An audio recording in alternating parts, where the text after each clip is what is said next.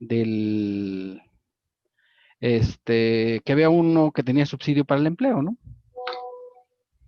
Era quizá lo único que sí estaba quizá diferente a lo que habíamos visto. Bueno, entonces ninguna duda respecto de esa tarea, ¿verdad? No. ¿No? Bueno, muy bien. Si les parece, vamos a continuar, pues, vamos a seguir viendo la parte de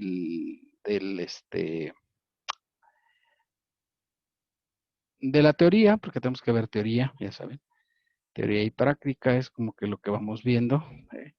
Vamos a ver si ya podemos terminar esta de importancia del impuesto sobre la renta, ¿verdad? Ah, pero tengo que preguntar, ¿verdad? Hasta donde yo recuerdo, el viernes vimos un poquito de la parte teórica, ¿sí o no? Sí. Sí, ¿verdad? Correcto. Empezamos a ver algo de la cuestión del cambio de residencia. Entonces vamos a preguntar qué es lo que toca en estos casos. Ustedes han sido capacitados ampliamente. Entonces déjenme abrimos la lista de las participaciones para que ustedes comiencen a explayar sus conocimientos, ya que veo que ustedes no tienen ninguna duda, pues entonces toca la mía, ¿verdad? De hacer las dudas que yo tengo de ustedes. A ver si es verdad. Em, Giselle Espitia. Aquí estoy, profe. A ver, compañera, ilústrenos con lo que vimos la clase pasada. Recuerden que cuando vemos clase de teoría pregunto y cuando vemos clase práctica, pues dejo tarea. ¿Ya? Para que ustedes no Claro, estén pues, pensando cosas perversas. pues vimos lo de las personas físicas residentes en el país, Ajá. pues que cambian su residencia. Dijo que durante un año de calendario a otro país, ¿No? pues, mande. Sí, sí, adelante, adelante. Está correcta su apreciación. Ujú. Con eso empezamos. Pues consideran los pagos provisionales efectuados como pago definitivo del impuesto y no podrán pues presentar la declaración anual. Y dijo que también mencionó un ejemplo Ujú. de Luis Miguel, Sí. que era de Puerto Rico, pero pues sacó pues se nacionalizó como mexicano, pero Ujú. tiene residencia en Miami. Correcto. Entonces, pues ya no paga en México como tal, ya tiene que pagar allá. Correcto, ¿verdad? Pasa a Y ser pues ciudadano americano, ¿verdad? Ujú. sí, también mencionó su ejemplo de cuando se fue a España por una, pues temporalmente, ¿no? Sí. Y hay cambios Y de residencia, ¿verdad? Pero decíamos, ¿esto es un claro, beneficio o un perjuicio, compañero? ¿Usted qué opina? Yo lo dije. sí, pues dijo que para el fisco era como un beneficio porque, o sea, porque dio un ejemplo de que, un ejemplo, si yo, pues yo me voy como en abril, Ujú. pues yo tengo que declarar los pagos provisionales de enero, febrero y marzo. Pero entonces Correcto. para el fisco es o sea, yo los declaro, pero para el fisco es como bueno porque ya no voy a pedir la devolución. Entonces, Claro, porque habitualmente en 3 meses podría pagar una tasa muy alta, ¿no? Se hace con la mensual. claro, Y recuerde que la anual se hace con la tarifa anual de 12 meses, ¿no? Y sí, entonces, pues seguramente va a tener saldo a favor, ¿no? Entonces, como que parece en principio, así a simple vista, dices, oye, qué bueno que ya no voy a hacer anual, qué alegría, ¿verdad? Pero en realidad ujú, no es tan pues bueno, al ¿no? fisco Porque le sí, conviene. Ajá, exacto, no le conviene porque ya no hay posibilidades de que puedas pedir devolución, ¿no? Devolución anual, me refiero. Y dice, los sí, pagos provisionales se convierten en pagos pues definitivos, sí. ¿verdad? O sea, ya lo dijo José José, ¿no? Ya lo pagado, pagado no me interesa, ¿no? Entonces ya Sí, queda pagado el asunto, ¿no? ¿Estamos bien? sí, claro. Correcto. ¿Qué más, compañera? ¿Qué más cosas Pues vimos? vimos los de las partes relacionadas, Correcto. que era cuando dos o más personas son partes relacionadas, pues es Ujú. cuando una participa de manera directa o indirecta, dijo que era en la administración, en Ujú. el control o en el capital pues, de la otra, Correcto. o también que cuando una persona o un grupo participa indirectamente también en estos pues tres aspectos, ¿no? Administración, control o capital. Y había una cuarta opción que aparece, que solo aplica para personas físicas, ¿no? Que es la relación. Familiar. Relación familiar, exacto, ¿verdad? Sí, y Claro, si comentaba son que, personas morales, pues ¿cómo va a tener relación familiar con una persona moral? Pues no se puede, ¿no? Pero cuando ujú, son personas físicas, pues sí puede ser, o sea, que yo tenga actividades con una persona física que pueda ser mi familiar, y sí se puede dar este caso, ¿no? Sí, y también comentó que pues se considera, pues, o cuando hay un parentesco civil Ujú, por consanguinidad ujú, y pues por forma legítima o natural y correcto. en grado de línea recta Ujú. o Sí, transversal hasta el segundo grado y esos también eran pues como, yo les dije más o menos como hasta qué grado era, ¿no? sí, el segundo grado dijo que era como cuñado, algo así, Ujú, correcto. y, Por ajá, consanguinidad, ¿no? Ujú, correcto. sí. Y también dijo que eran también como primos o algo así. En los familiares con los primos, ¿verdad? Sí. En los Ujú. consanguíneos hasta, digamos, los cuñados, porque pues realmente consanguinidad pues no tienes muchísimos cosas así, ¿no? Pero con la parte que tienes formal, pues sí, con los primos, ¿verdad? Es la parte que debes de considerar. Muy bien, compañera. Me parece correcta Pues su apreciación. Muy amable. sí, es Pitia, profe. Sí, es Pitia Aguirre, ¿verdad? Ujú, Sí, gracias. gracias. Jocelyn Espinosa. Sí, aquí estoy. A ver, compañera, ahora sí ha estudiado o otra vez está así como Sí, que. sí estudié. Sí, Muy ya bien, muy estudié. bien. Bien, me parece adecuada su estrategia. Sigo hablando de las partes relacionadas. Sí, creo que había más materia, ¿no? O sea, ya la compañera ya dijo que era una parte relacionada. Ahora dígame, pues, ¿qué puede pasar? O sea, porque cuando te agarran con una parte relacionada, ¿qué es lo que tienes que hacer? Pues había dicho que cuando se hacían tratos con las partes relacionadas siempre tenían que tener, hacerlos como los tratos a valor del mercado. Correcto. Eh, Ujú, y ya que nos dio un ejemplo, que ujú, eran tres hijos y que correcto. el padre era el que les vendía mercancía, pero les tenía que vender mercancía siempre al valor real, al valor del mercado. Y Así es, también ¿verdad? nos dio No se vale venderles abajo del costo sí, o un precio que sea muy excesivamente, ¿verdad? Porque a lo mejor sí, quiere traspasar utilidades, ¿verdad? Eso es lo que no se sí. vale. Ujú, Otro de los ejemplos que nos dio fue el de la renta de las bodegas, que correcto, era que no me acuerdo el nombre de la persona, pero bueno, que le rentó una bodega como en correcto. el Una persona subsuelo, física ajá, X le le renta a rentó una persona, una bodega a una parte relacionada y a él se la correcto. rentó en 80,000 pesos Bien, y que una parte independiente que tenía la bodega al lado de esa que rentaban 80,000 pesos lo estaba rentando en 50. correcto, Entonces también dijo que se hacían operaciones de diferencia por parte de las autoridades, correcto. que Ujú, porque como las dos bodegas estaban pues situadas una al lado de otra y se suponía que deberían de tener las mismas dimensiones y el mismo material, pues se tenía que rentar pues al valor de mercado. Entonces en este caso creo que se sacaba la diferencia y eso se consideraba no deducible y ya la autoridad lo anualizaba y se sacaba el ISR no deducible y aparte se le tenía que sacar también el IVA no acreditable. correcto por la diferencia, ¿verdad? Ajá. Ujú, Y a veces terminaban también dándoles una sanción que podía ser del 50% hasta el 100%.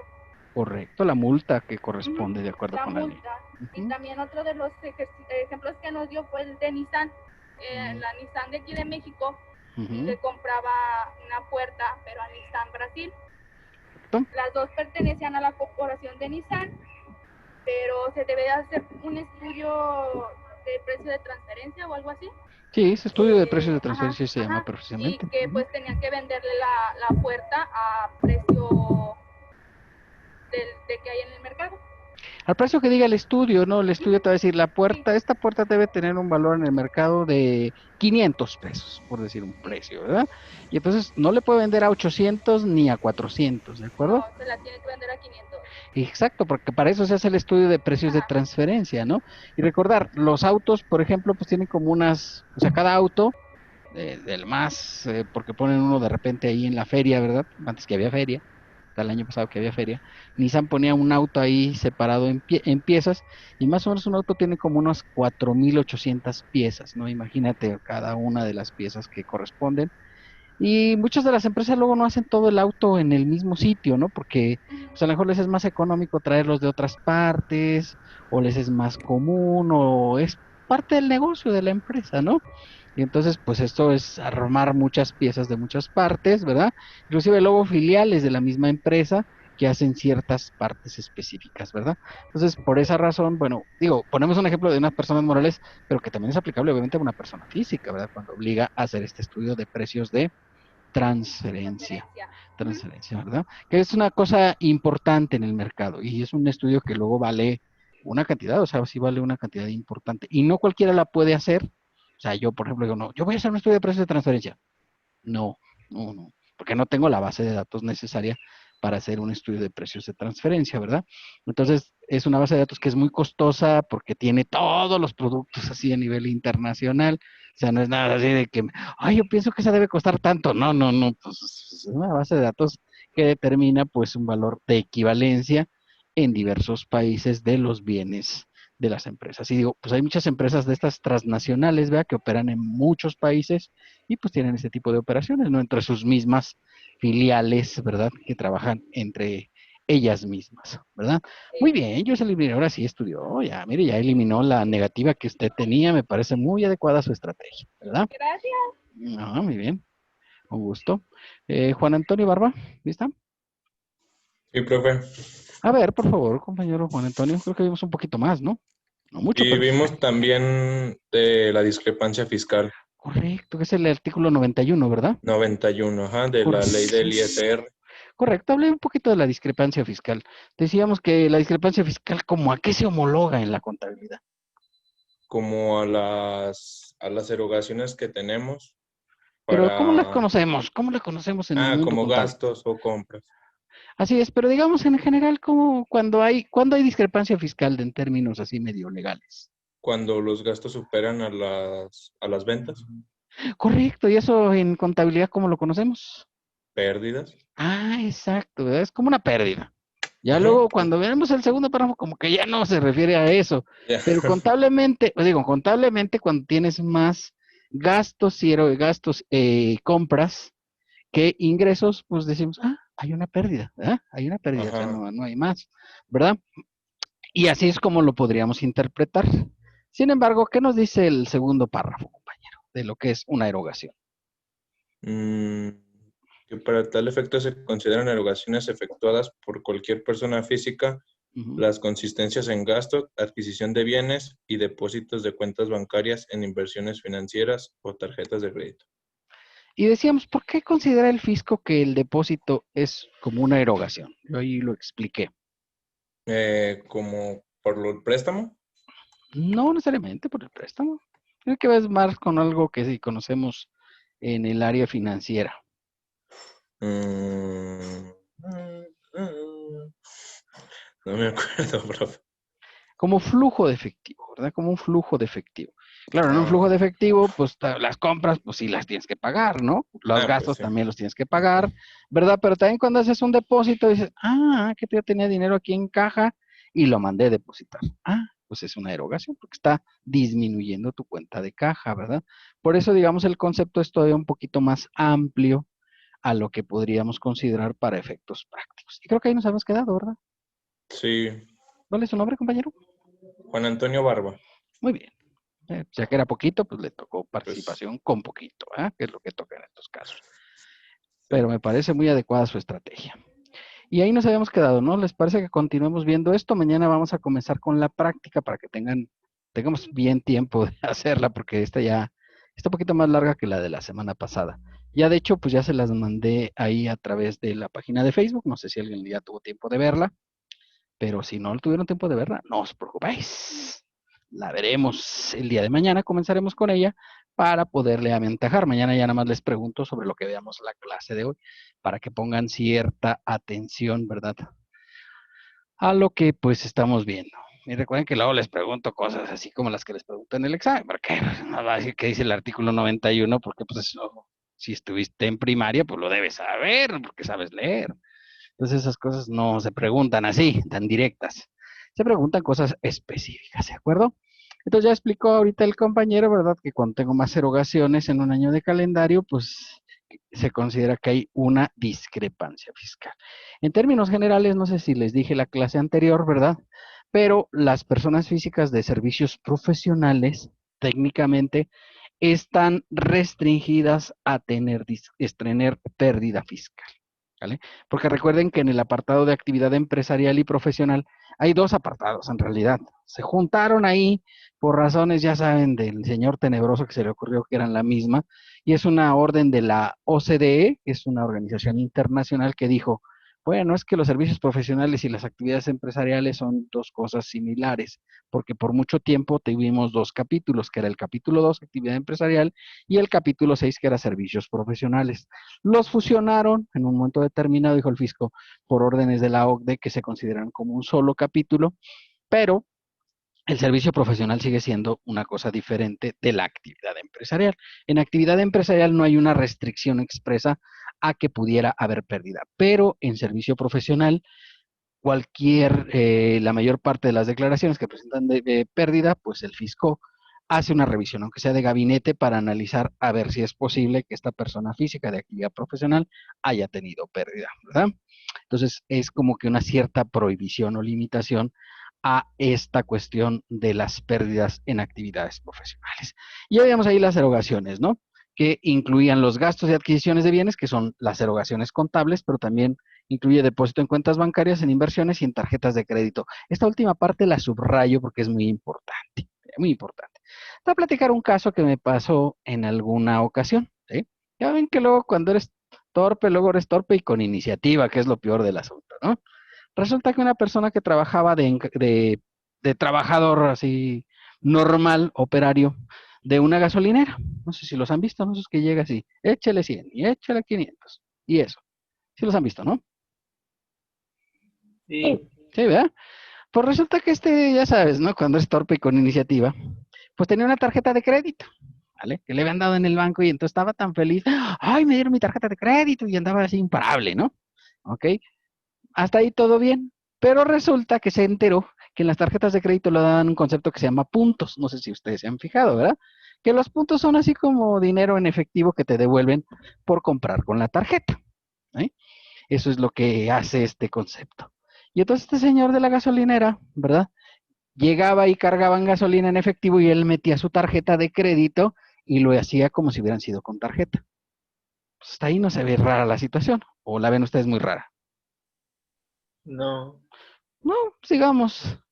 Realmente sí estaba cometiendo un delito al hacer esta cosa, ¿no? Porque en realidad la persona que llegaba pagaba en efectivo y él metía su tarjeta y decía, a 500 pesos, y metía la tarjeta y pagaba 500 pesos de la tarjeta. Digo, ¿no faltaba dinero o faltaba dinero del corte? ¿Ustedes qué opinan? No. No. Nomás que la sustituía al dinero, ¿verdad? ¿Sí? ¿De acuerdo? Entonces, él agarraba el dinero, iba y depositaba al banco y ya, no pasaba nada, o sea, digamos, todo iba bien. Pero en una de esas, ¿verdad? Le llega el fisco federal y le dice, oiga, usted tiene ingresos por depósitos por 340,000 pesos, ¿verdad? Y usted tiene nada más 140,000 pesos de ingresos por sueldos. ¿Hay una discrepancia, sí o no? ¿Qué opinan ustedes? Pues sí, es grande.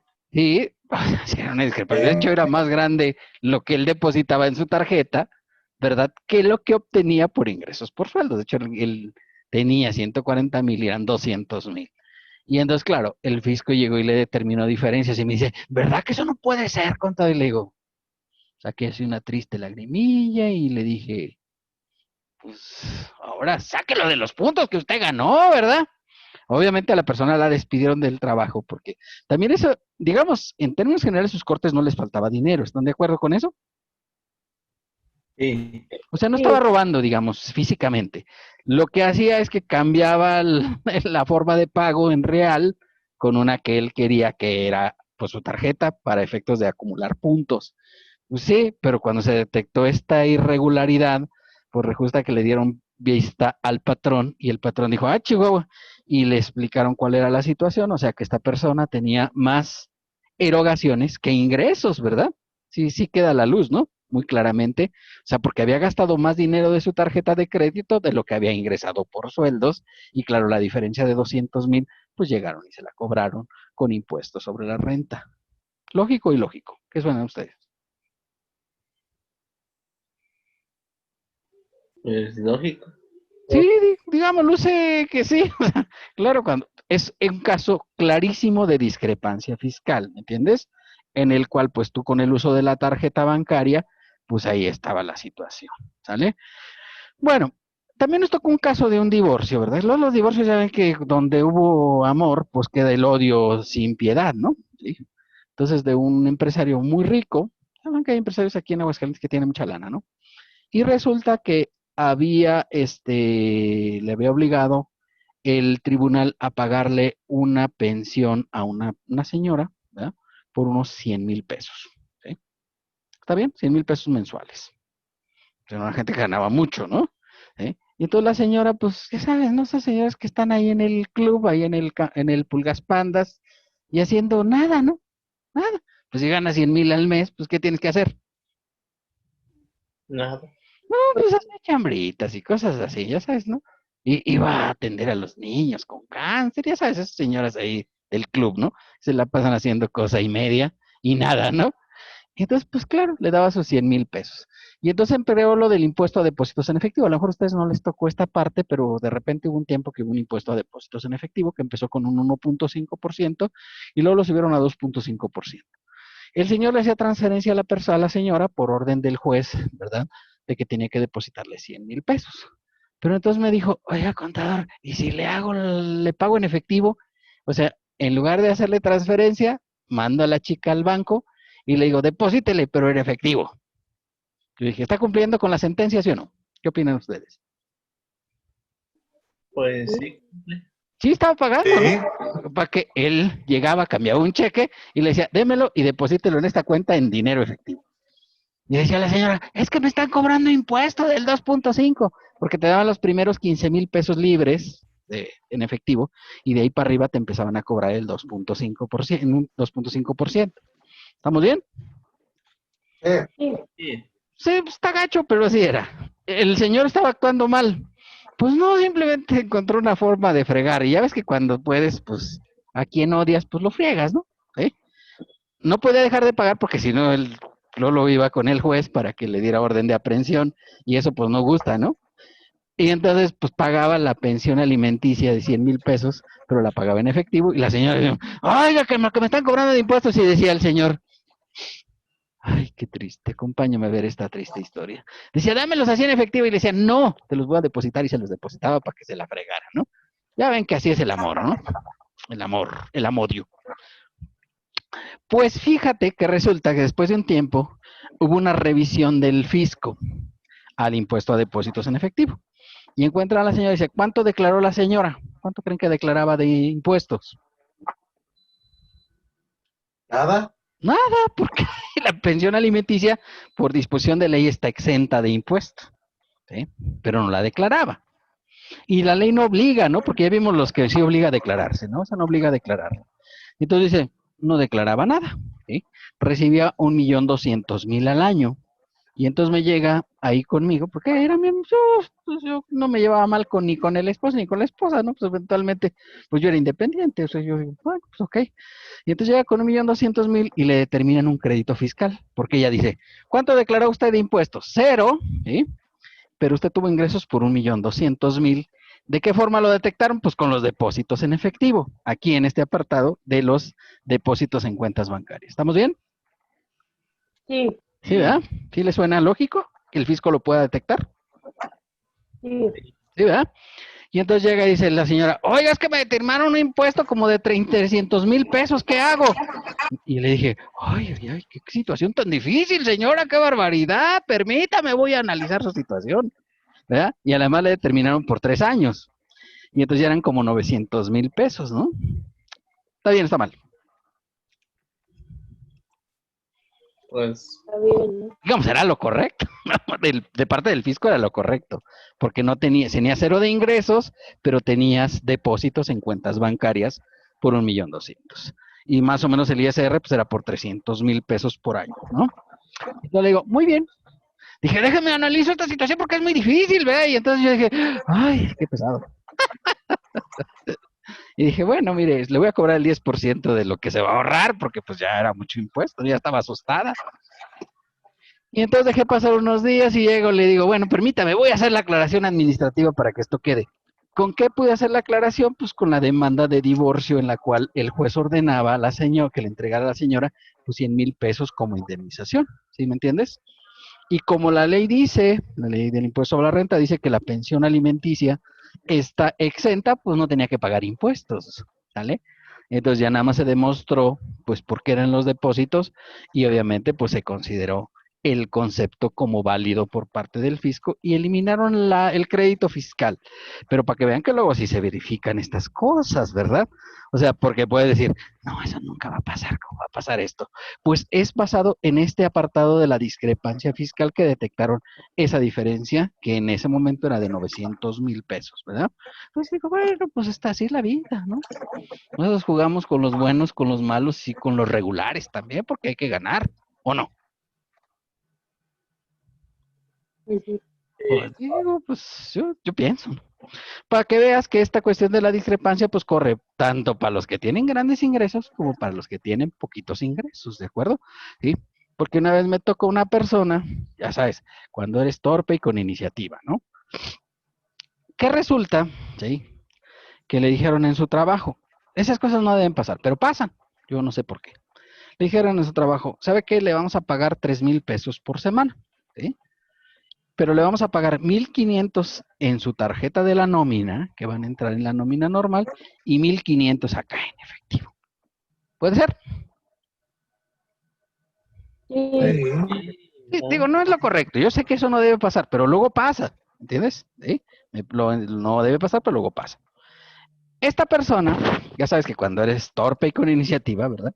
Resulta que iba y se gastaba toda la lana con la tarjeta de crédito, que luego pasa. ¿Sí? Hay gente que es muy adicta a usar la tarjeta de crédito. Y este no ganaba tan mal, pues 3,000 a la semana ya no es tan poquito. ¿Qué opinan ustedes? Pues no, está bien. Ya 12,000 al mes, pues ya, y eran netos, o sea, eran el valor neto ya del sueldo. O sea, aquí sí que ganaba como unos 15, 16,000 pesos al mes ya en total, ¿no? Entonces ya era un ejecutivo ahí medio, ¿no? O sea, no ganaba mal. Y entonces resulta que este se gastaba todo con la tarjeta, ¿sí? Y entonces llega el fisco, pero literal, se gastaba todo. Entonces dices, ok, ¿sí? Pues tienes 3,000, ¿sí? Entonces le encontraron una discrepancia de 1,500 por semana, ¿sí? ¿Suena raro o no? Claro. Pues sí, porque obviamente, ¿verdad? Resulta que esta persona, ¿vale? En su total de gastos, ¿verdad? Piensa en 3,000 por 52, ¿vale? Se gastaba 156,000 pesos, pero ganaba en sueldo 78,000. Y entonces el fisco les detectó una diferencia como por 70,000 pesos, más o menos, ¿no? O sea, no se gastaba todo, luego sí gastaba algunas cosas en efectivo. Y entonces dice el fisco, bueno, pues a pagar impuestos por los 70,000 pesos. Y él dijo, pues mi patrón tiene que pagarlos. Y le dijo el patrón, ¿eh? Y lo mandó a la China, ¿no? Y realmente, pues, ¿quién tuvo que pagar? ¿Quién fue? Pues sí, a la China, ¿no? Pues, ¿a dónde lo va a mandar? Pues imagínate. ¿Tú crees que va a decir el patrón? Sí, yo pago el ISR de esos 78,000. Pues no, digo, pues que tú para qué te gastas todo con la tarjeta, o sea, hay que tener conciencia. Los 1,500 que te daban en efectivo, ¿qué debías de haber hecho? Pues gastarlos en efectivo, Efectivo. para que no quede huella que no, y que no, ya hasta lo cantó Bronco alguna vez, ¿no? ¿Ya? Entonces, pues sí, fíjate, ¿verdad? Entonces, para que vean que esto de la discrepancia fiscal ocupa mucho espacio de repente en las auditorías que hace el fisco federal cuando ya llega con indicios de que hay un daño patrimonial al fisco, ¿de acuerdo? Para que tengan especial cuidado. Y esto de la tarjeta de crédito, pues manéjenlo con mucho cuidado, ¿sí? Sí, porque sobre todo con sus clientes decirles, oye, pues si vas a usar la tarjeta, pues úsala con precaución y tener cuidado de que sus clientes, porque luego los clientes a veces son de mucha lana y gastan más de 600,000 y se acuerdan que los préstamos se tienen que informar cuando exceden de 600,000 pesos. ¿Sí recuerdan eso? Lo vimos en el 90, ¿vale? ¿Hasta ahí alguna duda, niños? No. ¿No? Bueno, muy bien. Profe, yo sí tengo una duda. Sí, dígame. Yo tengo muchas, pero dígame la suya. Ya ve que usted comentó hace un momento que las personas físicas, Sí, bueno, con actividades profesionales, sí. no pueden tener como la discrepancia, ¿verdad? O No sea, pueden que tener lo pérdida. mismo que ganan. No pueden tener pérdida, pérdida, perdón. pérdida. O sea, digamos, no pueden tener más deducciones que ingresos. Eso es lo Sí, que dice la ajá. ley, ¿verdad? Ujú. Pero cuando tú tienes como las dos, como actividad profesional ¿Y y empresarial? actividad empresarial, ¿sí se puede o hay como... Ahí sí no hay mucho problema porque sí tienes las dos. O sea, imagínate, por ejemplo, el médico que tiene a su vez su servicio de medicina y tiene la farmacia, pues ya tiene las dos actividades. Obviamente, no sé si han visto el cuestionario para registrar a las personas físicas, te pregunta, ¿qué porcentaje de los ingresos ¿Qué corresponden a porcentaje? esta actividad y qué porcentaje corresponden a esta actividad? Pues es precisamente para estimar a ver si, ¿verdad? ¿Cuál es la actividad preponderante? Porque tú dices, oiga, pues mire, la farmacia tiene ingresos por 90% y los honorarios tienen 10%. ¿Cuál es la más preponderante? Pues la farmacia. Pues sí, porque ahí 90-10, pues es muy claro, ¿no? Es muy claro. Entonces, tiene que considerarse cuál es la actividad preponderante para efectos del ISR y obviamente, pues, ver cuál es. Porque si tú dices, no, es que aquí los honorarios son el 97% y el 3% son por la farmacia, tú dices, no, pues ahí, aunque tú digas que tienes una farmacia, pues en realidad tú eres de honorarios casi puro, ¿no? ¿Sí me entiende? Sí, Entonces ahí sí te pueden aplicar la regla esta de que no puedas tener pérdidas, porque dice el fisco, porque realmente se declaran en un mismo paquete las dos, ¿me entiende? Pero claro, si tú declaraste en tu inscripción que 97% de tus ingresos eran por actividad profesional y 3% por actividad empresarial, dice el fisco, no me quieras ni vender que eres de actividad empresarial y profesional. ¿Realmente tú de qué eres? mm, y En eso ese se puede ejemplo, modificar, ¿no? 97,3%, ¿no? Pues ahí queda claro que Ujú. tú eres de actividad profesional, ¿sí o no? Sí, Sí, ¿verdad? Entonces dice el fisco, aquí no puedes tener pérdida, porque tienes una actividad muy preponderante, ¿no? Ya si es 60-40, condiciones así, pues no hay mucho problema, ¿me entiendes? O sea, sí puedes tener pérdida. Pero bajo estas condiciones, 97% de actividad profesional, 3% de actividad empresarial, dice el fisco, no, no, pues hasta es actividad profesional, casi puro, ¿no? Y tú dices, es que lo puedo cambiar. Pues sí, pero tienes que cambiar el cuestionario, ¿eh? Porque ese cuestionario, digamos, tiene cierta preponderancia, ¿eh? Aunque tú pienses que luego no tiene ningún valor, pues por ejemplo, para este ujú. tipo de ponderaciones sí vale. Eso es importante. ¿De acuerdo? Muy bien, maestro, gracias. Correcto, con gusto. Hasta ahí vamos, chicos. ¿Todo bien? Bueno, vamos a ver qué pasa con las personas no inscritas. Porque yo me he encontrado personas no inscritas y dices, es que yo no pago nada. Y tú dices, ¿eh? Y te quedas así en cara de hello. ¿Eh? Antes, por ejemplo, los de sueldos, hasta el año 1994, no se daban de alta. ¿Sí? No se daban de alta. Y entonces, supuestamente los dabas de alta cuando presentabas la declaración informativa múltiple. Pero luego ni siquiera te pedían el RFC completo y era un desastre, ¿no? Entonces los de sueldos no se daban de alta. Ahora, ¿qué pasa con los de sueldos, jóvenes? ¿Alguno que trabaje? Pues tienes que darlos de alta con su RFC y su número de seguro social. Así es.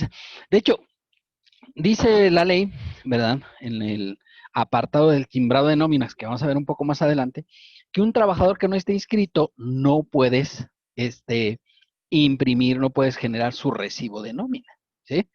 ¿Por qué no lo puedo generar? Porque no está inscrito en el RFC. Inclusive Nomipac antes de enviar dice, ¿quieres que verifique si están inscritos los trabajadores? Y te verifica, si todos están inscritos, dice, no hay problema, puedo generar todos los recibos. Pero si hay uno que no está inscrito, pues no.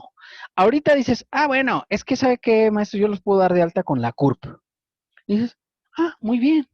Pero resulta que la inscripción con la clave única de registro poblacional solo se puede hacer cuando los trabajadores tengan más de 18 años.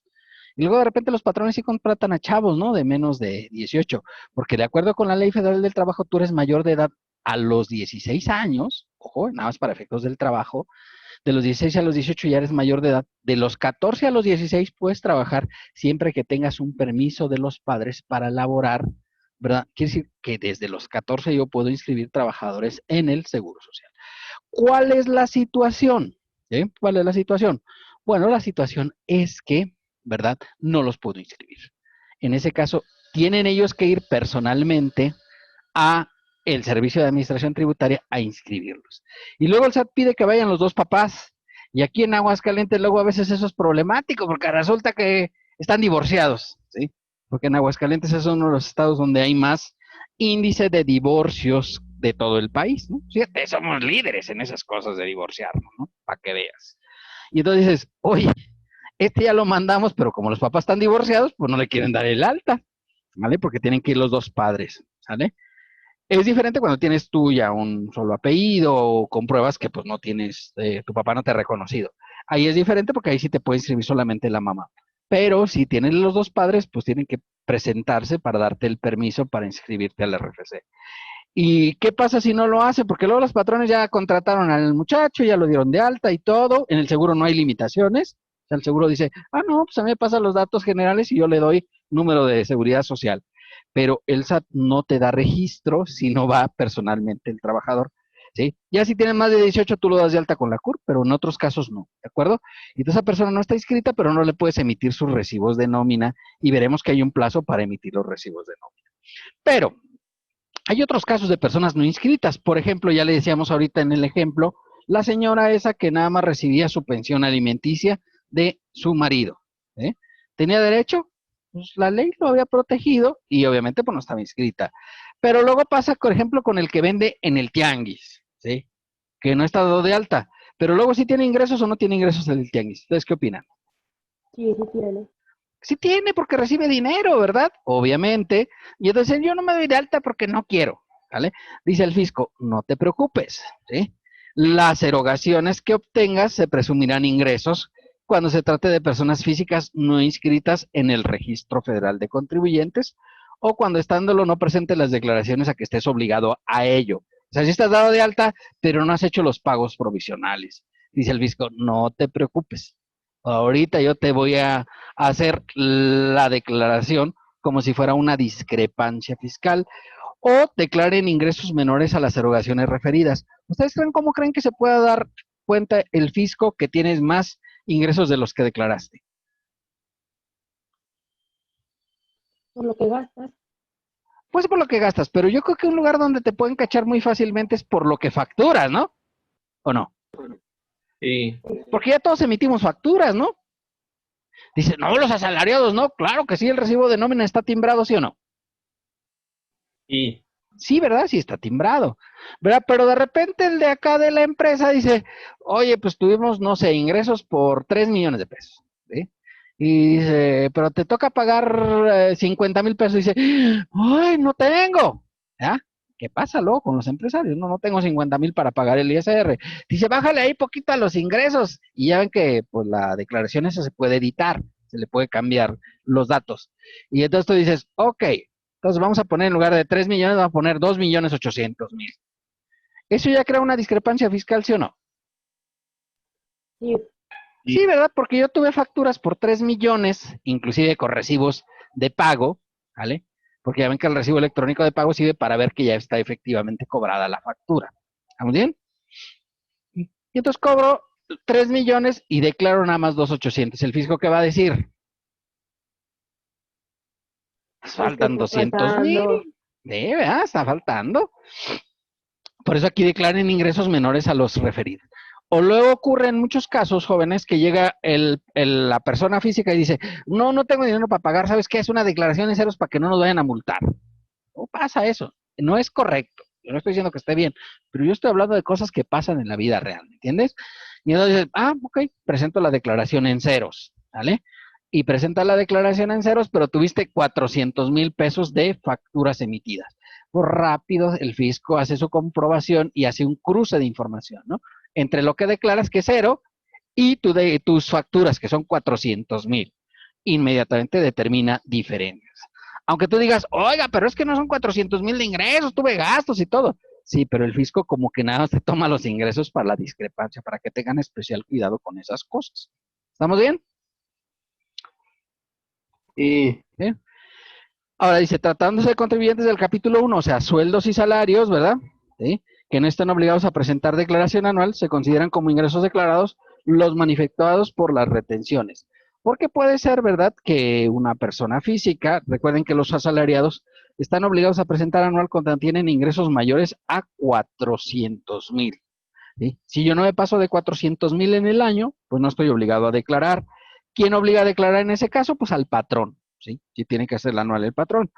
Ya si no la hace el patrón, ¿me pasa a mí algo como trabajador? Dice el fisco, no, ¿verdad? No pasa nada, ¿verdad? Pero en todo caso, si no se presentan las declaraciones, dice que se pueden considerar, porque el fisco puede atender los pagos con los patrones o inclusive con los trabajadores, porque tiene ingresos de parte del patrón, ¿verdad? Declarados como tal. Y declarados me refiero con el simple emisión del recibo de nómina, pues ya están declarados, ¿sí o no? Sí, Sí, pues ya el fisco se entera de que tuviste ese ingreso y obviamente con eso ya te puede llegar a cobrar las diferencias del impuesto. ¿Sí estamos bien?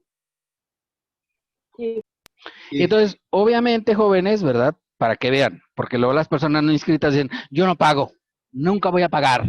Y espérame tantito, si te llega a agarrar el fisco porque tienes erogaciones, entonces puede ser que llegue y te determine impuestos sobre la renta, ¿de acuerdo? Y al del tianguis que se gastó, no sé, 800,000 pesos, ¿verdad? Dice, sí, pero es que 500,000 fueron pagarle a mis proveedores, pero probablemente ni siquiera pidió factura de esos 500,000, porque como él decía que no pagaba impuestos, pues ahora resulta que por cuánto le van a considerar el ingreso. Pues por los 800,000, van a decir, sí, 800,000 menos usted dice que pagó 500,000 a proveedores, nada más 300,000. Pues no, si no tiene las facturas correspondientes a los compras y gastos, el fisco inmediatamente dice, pues todo es ingreso acumulable y todo entra a la discrepancia fiscal, para que tengan especial cuidado. Porque luego nos encontramos a los clientes que son a la antigua, ¿eh? ¿Sí? Como los amantes a la antigua que diría la canción, pues que no nada más es que deban, ¿sí? Luego tienen la idea de que existe la cuenta secreta. Ya no existe la cuenta secreta, eso ya es un concepto antiguo, ¿sí? Si hay clientes que piensan, es que esta cuenta, todo lo que venda en efectivo lo voy a depositar en esta cuenta, y lo que venda con factura va a la cuenta fiscal, ¿verdad? Y entonces tienen su supuesta cuenta secreta, ¿sí? Pero resulta que cuando entras al reporte así que viene de las cuentas, te salen las dos cuentas, ¿sí? No sé si ustedes han visto en los portales bancarios, sobre todo no se me ha tocado ver eso en Banorte, por ejemplo, en el cual te sale tu cuenta fiscal y tu cuenta no fiscal y tú dices, no, pues muy secreta, no, pues aquí mismo aparece, ¿no? Y entonces digo, cuando vas a hacer las cosas mal, cuando menos trata de hacerlas bien mal hechas, o sea, no las hagas ahí medio mal, porque lo queda todo mal, ¿no? Y todo se ve para la fregada, ¿no? O sea, si vas a hacer las cosas mal, pues bueno, además trata de hacerlo bien mal. ¿Y a qué me refiero? O sea, no tenga la cuenta en el mismo banco, tu cuenta supuesta secreta. No hay cuentas secretas, pero bueno, pues ya si se la pones al menos un poquito más difícil al revisor del fisco, ¿eh? Porque si tú tienes tu cuenta en Bancomer, tu cuenta fiscal, y tu cuenta no fiscal la tienes en Banamex, bueno, pues ya es un poquito más difícil para que te la detecten. No quiere decir que no te la van a detectar, pero ya es un poco más difícil, ¿me entiendes? Para que cuando haga las cosas mal, pues cuando me la trates de decir, oiga, pero tengo que ir a 2 bancos y tienen mucha fila y todo, le digo, pues es el castigo por tu rebeldía, ¿verdad? Pues yo qué puedo hacer, ¿verdad? Y de todo modo, no hay una seguridad de que obviamente no haya posibilidades de discrepancia fiscal, porque en ocasiones el fisco no le pide los estados de cuenta al banco, sino se los pide la Comisión Nacional Bancaria. Y la Comisión Nacional Bancaria dice, le pide a todos los bancos. Todos los bancos, díganme las cuentas que tiene este señor dadas de alta y le manda la información de todos los bancos, ¿me entiendes? O sea, tampoco no es una seguridad de que vayas a estar bien. ¿De acuerdo? Sí. ¿Sí? Correcto. Y dice el fisco, ¿qué pasa si no estás dado de alta? Dice, no te preocupes, ¿verdad? La discrepancia no son erogaciones, los depósitos que se efectúa el contribuyente, o sea, este concepto no son erogaciones, ¿sale? Los depósitos que el contribuyente efectúe en cuentas que no sean propias, pues no califican como erogaciones. Y dices, pues, hay lógica, ¿no? O sea, yo le pagué a un proveedor, pues es una erogación. Pues no, en realidad estoy cometiendo una erogación, pero pagándole al proveedor, ¿verdad? Dicho de pago se hizo por la adquisición de bienes o servicios o como prestación por el otorgamiento del uso o goce temporal de bienes para inversiones financieras y para traspaso entre cuentas del contribuyente a su cónyuge, ascendientes o descendientes en línea recta. Todas estas no son erogaciones para los contribuyentes, o sea, no se consideran, aunque tengan los depósitos. Porque luego en muchos casos, ¿verdad? Yo ahora en la última época, pues ¿qué hacemos con los proveedores? Pues les hacemos una transferencia, ¿sí o no? Sí. Sí, ¿verdad? O sea, ya cuando le voy a pagar al proveedor, la empresa XSA le va a pagar al proveedor YSA, dice, ahí te va la transferencia. Inclusive creo que el mismo banco, cuando emite la transferencia, le manda un correo al proveedor y el proveedor ya nada más la imprime, ¿no? Y ese es su comprobante de depósito. ¿Puede ser? Sí. Sí, vean, en muchos casos ya eso pasa. Dice, esta factura ya está pagada, vámonos ya, ahí queda. Ya no viene por el depósito, porque pues ¿para qué lo quieres? Y ya el banco mismo le notificó que ya se le hizo un depósito a su cuenta. ¿Está bien? Sí, Sí, ¿verdad? Ya se considera como que eso ya está efectivamente pagado. Cuando haces una inversión financiera, luego agarran dinero de tu cuenta y lo pasan a una inversión financiera. Yo voy a hacer una inversión financiera porque tengo ahorita excedentes en tesorería por 1,000,000 de pesos, ¿verdad? En mi empresa. Entonces agarran el dinero de mi cuenta y ¡fum! Agarran el millón y lo traspasan a una inversión. ¿Eso realmente, digamos, es una erogación? Pues no, porque es un traspaso entre mis propias cuentas. ¿Está bien o está mal? está bien. Sí, ¿verdad? Es un traspaso entre las mismas cuentas del contribuyente. Y claro, las que dice, las que hagas a tu cónyuge, ascendientes o descendientes. Porque, pues claro, ya ven que a la cónyuge, pues existe el famoso chivo. O sea, no he oído hablar de ese concepto, ¿verdad?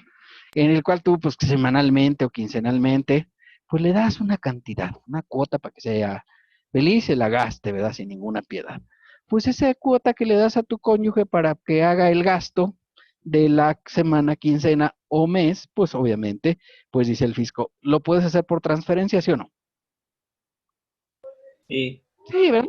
Dice, y no se considera que haya erogaciones porque pues es para tu cónyuge. ¿Qué pasaría si no le hicieras esa transferencia? Pues seguramente no te iría bien, porque ya los cónyuges están así, listos para darte tus nalgadas, ¿verdad? Entonces, pues obviamente, pues mejor sí darles eso. Y para ascendientes o descendientes, o sea, imagínate que tienes un hijo, no sé, estudiando en el extranjero, por ejemplo, que luego pasa, ¿no? ¿Sí?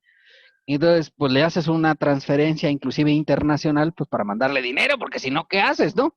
Yo, por ejemplo, mi hija, pues se fue a estudiar a Brasil, y entonces yo le mandaba dinero, pues a través de una transferencia internacional, para que ella pudiera hacer los gastos, ¿verdad? Ahí en Brasil, porque pues obviamente mi hija, pues no trabajaba, y pues yo le daba para estas cosas, ¿no? Entonces, pues ahí está este depósito a ascendientes o descendientes en línea recta en el primer grado, ¿sí? ¿Estamos bien? sí, Sí, ¿verdad? Todo eso no es erogación para efectos de este artículo. ¿Dónde se considera que hay discrepancia, verdad? Sí. Dice, se considera que sean determinados en este artículo los ingresos declarados netos y se consideran omitidos por la actividad preponderante del contribuyente o en su caso de otros ingresos del capítulo 9. O sea, imagínate que de repente encuentran a la persona esa que dijo que existía la cuenta secreta. ¿Sí? Ya sabes que no existe. ¿No? Y cuentas secretas, todas son públicas. Todas las puede conocer el fisco. Y resulta que esta persona, ¿verdad? Pues tiene ingresos por actividades empresariales 90%, pero también tiene arrendamiento por 10%. ¿Cuál es su actividad preponderante?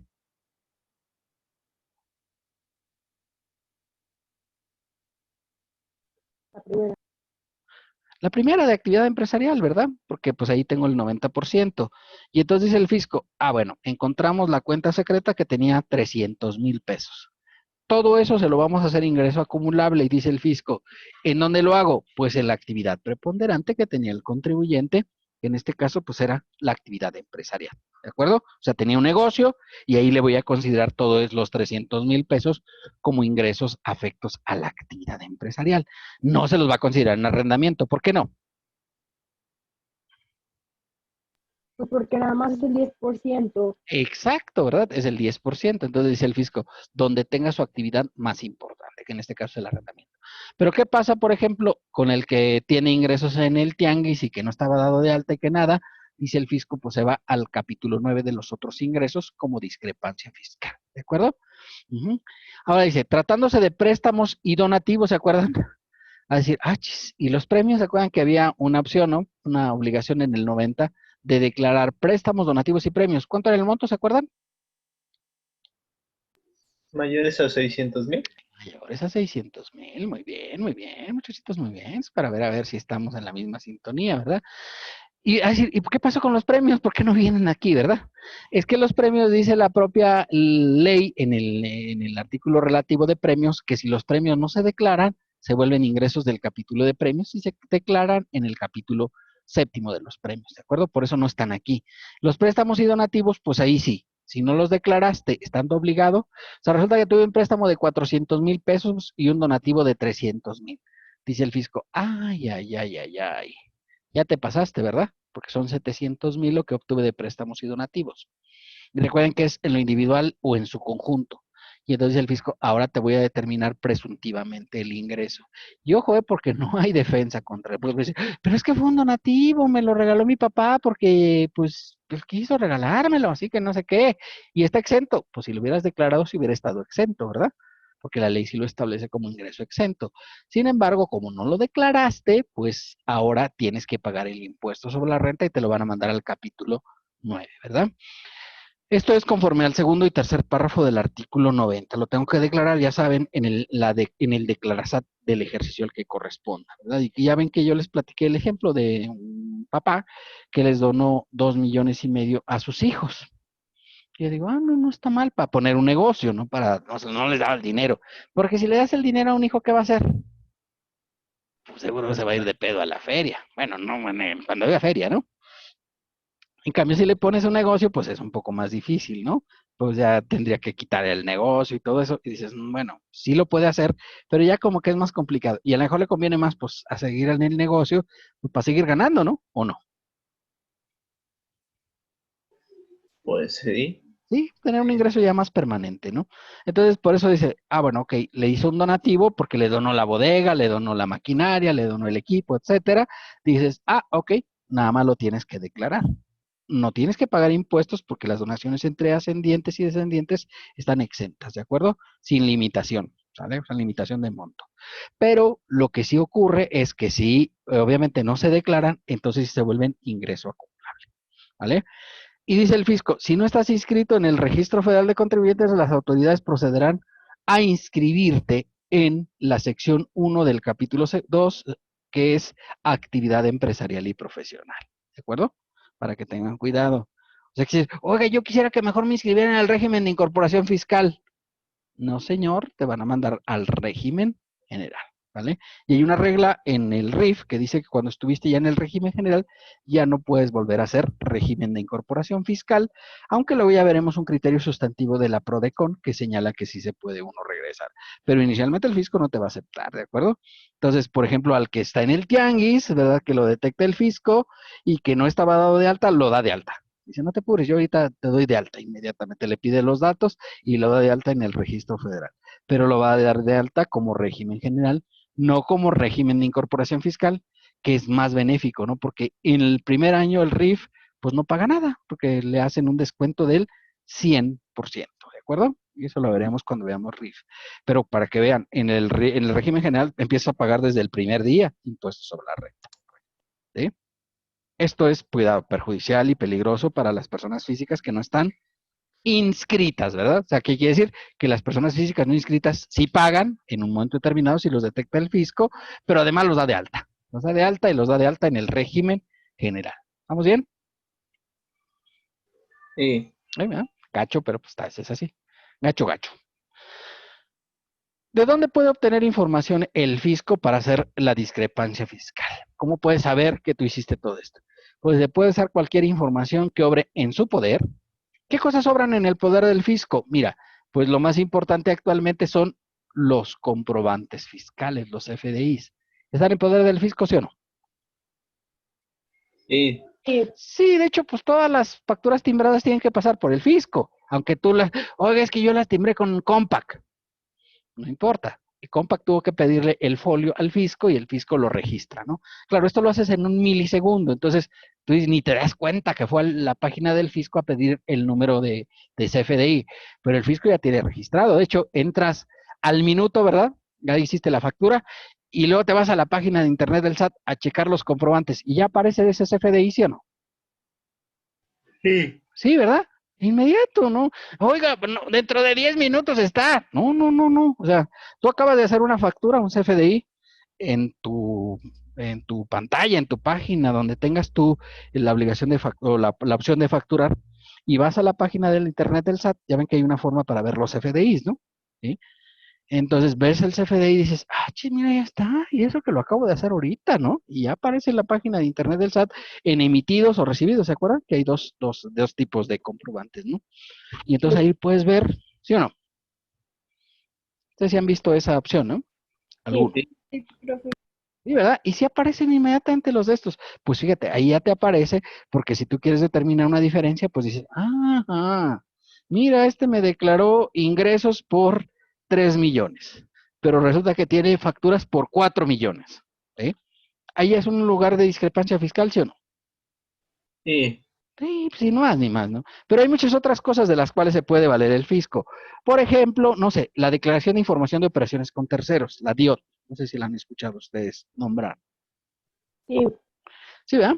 Es una declaración que hacen todos los contribuyentes de todo lo que se adquirió, ¿verdad? De todas las adquisiciones que realizan una persona física o una persona moral. Y entonces ahí reportas, pues obviamente, pues que te vendió tal persona. Y entonces de repente el fisco puede decir, acá en esta DIOT dice que, no sé, don Juan Martínez me vendió 50,000 pesos y el señor Juan Martínez deporta en su declaración 0. ¿Hay discrepancia fiscal, sí o no? Y Sí, de inmediato hace el cruce, ¿verdad? Y ahí detecta, ¿no? Entonces ya dice, ya sea que consten sus expedientes, documentos, bases de datos o sean proporcionadas por un tercero u otra autoridad. Por ejemplo, a nosotros nos, a nosotros nos tocó, ¿verdad? Un caso, ¿verdad? En el cual el fisco le dio las declaraciones informativas al Seguro Social. Al Seguro Social. Las declaraciones informativas de operaciones con terceros, de declaraciones informativas en medios magnéticos, que eran las de sueldos. Y entonces el fisco se las pasó al SAT, ¿vale? Y entonces de repente llegó el Seguro Social, perdón, el fisco se la pasó al Seguro Social. Y el Seguro Social llegó a las empresas y les dijo, ay, ya encontré que tienes diferencias en la integración de salarios. Porque resulta que en la declaración de Hacienda, en la fiscal, no venía el premio por puntualidad, solo venía el premio por asistencia. Y si ustedes recuerdan en las clases de seguridad social, pues el premio por asistencia y puntualidad no integra cuando no exceda del 10% del salario base de cotización. Si recuerdan, eso se los dijo la maestra Hilda, ¿no? sí. Sí, ¿verdad? Y entonces, pues claro, siempre había diferencia, porque al menos eso siempre se presentaba como diferencia, porque tú lo declarabas en otras percepciones, en la declaración fiscal, y luego el Seguro Social decía, a ver, tráigame las nóminas, y ya le llevabas las nóminas y decía, ah, perfecto, te hago el descuento del 10% de el salario base de cotización por este concepto, el premio de puntualidad. ¿Verdad? Que es un concepto que además es común y que vamos a ver esta semana, no se preocupen, no piensen que no lo vamos a ver. Esta semana vamos a ver ese concepto en materia fiscal, ¿de acuerdo? Entonces, ahí el fisco rápidamente detectaba, ¿verdad?, que había ciertas diferencias en cuanto a la integración de los salarios, en este caso era el Seguro Social. Pero luego resulta que el Seguro Social, ¿verdad?, es bien buenísimo para detectar obras. ¿Sí? Obras, o sea, tú dices, oye, voy a hacer aquí una bardita, ¿eh? Entonces llega el Seguro Social y dice, ves la bardita y dice, ¡ay! Hay una obra aquí, inmediatamente saca su hoja de registro y da de alta la obra. Y a lo mejor tú no habías dado de alta a esos albañiles, ¿me entiendes? O sea, tú estabas haciendo la obra así de manera ilegal, o habías conseguido el permiso del municipio, pero el municipio no se preocupa por lo del Seguro Social, ¿no? Entonces en verificación el Seguro Social dice, aquí se ve que hay mezcla, ¿verdad? Y llega inmediatamente a hacer y da de alta a los albañiles, por supuesto que están laborando en la obra. Pero entonces el Seguro Social era buenísimo para ello. Pero entonces el Seguro Social le pagó al fisco diciéndole, mira, detecté tantas obras y cobré tanto de impuestos. ¿Qué es lo que faltaba pagar? Pues el ISR por retenciones de salarios. ¿Estamos bien? Sí. Es una base de datos de un tercero, ¿no? En este caso es del Seguro Social que le iba a pasar al fisco las obras donde había determinado diferencias, ¿verdad? Y entonces, claro, ahora el fisco llegaba y decía, ¿sabe qué? Aquí hay una diferencia en pago de retenciones por salarios porque se estima que usted pagó tanto de sueldos y obviamente pues tiene que pagar ahora las retenciones de salarios, ¿de acuerdo? Entonces, cuidado porque también esto es procedente para los efectos de la determinación del impuesto, ¿verdad? Entonces, por eso ahí está el supuesto en que haya documentos o bases de datos, aunque sean proporcionados por un tercero. Por ley, los bancos, ¿verdad?, tienen que informar al fisco federal los depósitos que excedan de 15,000 pesos en efectivo al mes. ¿Sí? O sea, tú llegas al banco y dices, traigo estos 50,000 pesos. ¿Verdad? Tú no lo ves, pero inmediatamente el banco anota y dice, ok, 15,000 pesos, vale, pero los otros 35,000 yo le informo a Hacienda que tú depositaste 35,000 en efectivo. ¿Está bien? ¿Es una información de un tercero, sí o no? Sí. Sí, pues el banco es un tercero, ¿verdad? Que no es fiscalizado. Él no va a decir, oiga, ¿de dónde sacó los 50,000? No le interesa, ¿verdad? Pero sí, su obligación es que informar a Hacienda que tú estás depositando 35,000 o 50,000 en efectivo. Claro, informará nomás los 35,000 porque los primeros 15,000 no los tiene que informar, ¿no? Si llego y deposito 7,000 pesos. Ah, no, pues eso no se informa. ¿Por qué no se informa? No rebasa del límite. Exacto, no rebasa del límite, ¿no? Pero en este caso que deposité 50,000, dice el banco, inmediatamente le dice a Hacienda, ¿sabes que esta persona, verdad? Porque ellos sí los tienen identificados, ¿no? En su cuenta bancaria. Esta persona depositó 35,000 pesos en efectivo. ¿Sí? A decir, pero si fueron 50, sí, pero los primeros 15 están exentos de informarse. De ahí para arriba informa. Pero claro, el fisco no tiene mucha dificultad, porque dice, como no me informó 15, pues entonces no fueron 35,000. ¿Cuánto fue en realidad? 50,000, ¿no? Sumando los 15,000 que no hay que informar. Y digo 50,000 como puedo decir 5 millones, ¿no? O sea, ¿entiendes? O sea, puede ser un monto mucho mayor. Si es en efectivo, ¿es sospechosa la operación, sí o no? Sí. Sí, pues está raro, nadie trae tanto dinero en estos tiempos, ¿no? Y entonces por eso esa es una información que proporciona el banco al fisco para que él revise y diga, a ver, que depositó 50,000 y resulta que acá tuvo ingresos de tanto. Y les platico un caso, un caso que nos pasó en la vida real, ¿vale? Resulta que una persona contadora, que pues fue mi alumna y como ustedes verán, ¿verdad? Entonces resulta que de repente un tío suyo se va a Estados Unidos. ¿Puede pasar eso en la vida real, sí o no? Sí. De ilegal, obviamente, ¿no? Se pasó ahí, ya sabes, de mojarra, ¿verdad? Por el río Bravo y empezó a trabajar en Estados Unidos. Necesitaba mandar el dinero para acá, ellos eran de por allá no sé, de Cosillo, ¿verdad? Digo, no está cerca, ¿no? Ya está retiradito aquí de la ciudad. Y entonces, pues, no eran de Cosillo del pueblo, sino ya ven que hay como unos ranchitos ahí, no sé cuánto, ¿no? Y entonces, obviamente, pues ya llega y le dice, oye, le llega y le dice la esposa de la persona, le dice a esta muchacha, contadora pública, ¿verdad? Que estaba aquí conmigo estudiando, que si ella podía recibir los depósitos en su cuenta, porque ella sí tenía cuenta, porque trabajaba, ya ven que ustedes luego trabajan cuando están estudiando, ¿no? Algunos, lo platicamos la clase primera, ¿no? Sí había algunos que trabajaban. Y luego les pagan con su tarjeta de nómina. ¿Puede pasar eso en la vida real también? ¿Sí o no? Sí. Sí, ¿verdad?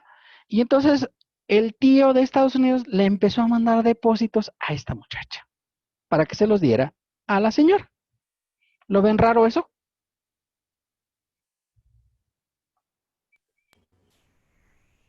¿Una operación extraña? ¿Imposible? No. Pues no. Puede pasar, ¿no? Ok, y pasaba.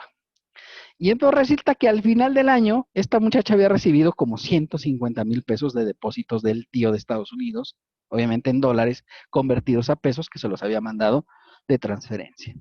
¿Y qué creen que pasó? Pues le llegó el fisco. ¿Sí? Y le dijo, bueno, oiga, usted tiene ingresos como por 40,000 pesos, ¿vale? Y recibió depósitos por 190,000 pesos, 150,000 de transferencias internacionales, porque además las transferencias internacionales como que juegan en otro rubro, ¿entiendes? Porque el banco de allá tiene que reportarlo al banco de aquí, y el banco de aquí lo reporta a Hacienda, para que Hacienda se entere de todo esto. Y toma la que le determinan un crédito de 150,000 y me dice, ¿verdad que no procede, profesor? Y digo, ya saqué así 2 lagrimillas y le digo, uy, qué triste. Pues a pagar, pues ya no había otra opción. Porque resulta, ¿verdad? Que el de allá, ¿cómo estaba trabajando? ¿Estaba dado de alta o no? Ilegal, ¿Qué ¿no? opina? Estaba de ilegal, Ilegalmente. claro, le pagaban en efectivo. Sí, claro, porque también allá se da la ilegalidad, ¿no? Porque no tiene papeles. Y recuerden que en Estados Unidos, si no tienes papeles, pues no te pueden dar de alta en la nómina. ¿verdad? Y entonces no lo podían dar de alta, le pagaban en efectivo y con ese dinero mandaba las transferencias. Y entonces ya lo dijo Arjona, ¿no? Porque no eres de aquí porque te fuiste, ni eres de allá porque no está registrado, ¿no? Y entonces esta persona, pues técnicamente no existía para efectos legales, digamos, en términos de jurídicos, y entonces no se podía comprobar. Si la persona hubiera estado trabajando ya registrada, ¿habría algún problema? ¿Ustedes qué opinan? No, porque estaba registrada y iba a demostrar que era por la nómina. Sí es, ¿verdad? Si hubiera tenido una nómina, pues no habría ningún problema. Se pasaba el dinero y decía, ok, no, sí, mire, le voy a mandar mi declaración de impuestos aquí en Estados Unidos de que yo presenté mis pagos. No hubiera habido problema. El problema es que la persona, pues ya sabes, pues, no tenía forma de demostrar esto y obviamente le cargaron un crédito fiscal a la persona y dice, ¿ya qué puedo hacer? Le digo, pues, ya no reciba dinero, porque no puede ser, ¿no? Y la persona de hecho no se quedaba con nada, o sea, era un acto así como que lúdico, ¿no? ¿Sí? O sea, el dinero que recibía, dinero que le entregaba a su tía. No era una, pues es que luego por hacer cosas buenas, pues se te quema el corazón, ¿no? Entonces hay que tener cuidado con aceptar ese tipo de cosas, ¿no? Entonces, abusados, porque el fisco está en todas y los puede detectar. Y obviamente, pues, digo, ¿qué hago? Digo, no, pues ya dígale a su tía, ¿no? Cuando menos ella por estar recibiendo los beneficios. Porque a la hora de los impuestos, ¿qué dijo aquellos? Ay, yo pues no te conozco, no sé qué, y se hicieron muy acá, y la mandaron a la China, ¿no? Y entonces, pues obviamente, pues, se quedó con su crédito fiscal. ¿Y quién crees que tuvo que palmar el dinero? ¿Ella? Pues sí, porque realmente era la responsable, ¿sí o no? Sacaba el dinero y se lo entregaba en efectivo. ¿Había alguna forma de comprobar que lo había entregado? ¿O no? ¿Verdad? Entonces, abusados con hacer esos favorcillos, porque te puede ir muy mal en la situación fiscal, ¿de acuerdo? Entonces, para que tengan cierto cuidado con esas operaciones, ¿vale? Y es, como les digo, información proporcionada por un tercero. En este caso, el banco le informaba al fisco. Y el fisco decía, ajá, ahorita voy con esta, ¿verdad? Con esta muchacha, ¿vale? Me tocó otro caso también muy curioso. Bueno, si quieren ya no les platico casos, porque luego son casos así como que qué barbaridad, ¿no? Como que veo que ustedes se aburren de esos casos. Pero me Sí. tocó, No, profe, sí son interesantes, ¿no? Pues yo qué te sí, digo, yo que he recorrido tanto mundo. Yo tengo trabajando desde 1989, creo que ustedes todavía no eran ni proyecto, la mayoría, ¿no? Y entonces, imagínate que me tocó un caso, ¿verdad? De un chavo que se fue a Chiapas. Ya saben que los chavos de ahora son así viajeros, ¿no? En otros tiempos, no crean que ahorita no. Pero en otros tiempos, en otros años. Fue a Chiapas y vio las artesanías y le gustaron y todo. Dijeron, oye, qué bonitas artesanías. Y habló con las personas y le dijo, oye, si yo vendo esos productos, ¿cómo le podemos hacer? Dice, pues nos manda y nos paga y nos hace depósito y demás. Y pues podemos. Ah, bueno, correcto. Y se puso de acuerdo con los artesanos. ¿Está bien o está mal? Es como ven este negocio. Está bien. Bien, ¿verdad? Entonces este intermediario puso un anuncio en Mercado Libre, donde él vendía artesanías. ¿Suena bien? Sí. Sí, tenía fotos de todas las cosas que vendía y demás. Y fíjate que le empezó a ir bien, ¿sí? Y empezó a vender y a vender y a vender. Y de repente ya vendía 30,000 pesos al mes. Ya 30,000 ya es una feria, ¿no? ¿O ustedes qué opinan? Ya salgo. Es algo, o sea, ya puedes vivir, ¿no? Ya puedes vivir. ¿Eh?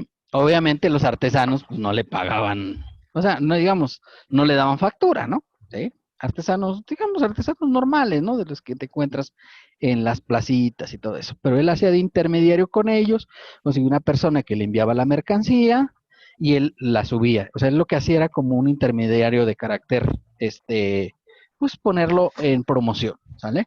Y le empezó a ir bien y recibía depósitos de Alemania, de Francia, de Italia, porque ya ven que estas cosas luego las ven muy bien los extranjeros, ¿no? No sé si les ha tocado, pero las artesanías luego les gustan mucho a los extranjeros. Y él encontró la forma. Pues de repente llega el fisco y lo encuentra y dice, oiga, encontramos transferencias internacionales por 3 por 10, 360,000 pesos en el año. O sea, porque ganaba más o menos, recibía unos 30,000 pesos. Y decía, bueno, pues sabe que le determinan un crédito fiscal por ese valor, o sea, bueno, la equivalencia a ese valor, porque obviamente pues no tenía facturas de las artesanías. ¿Sí? ¿Estaba bien o estaba mal el negocio?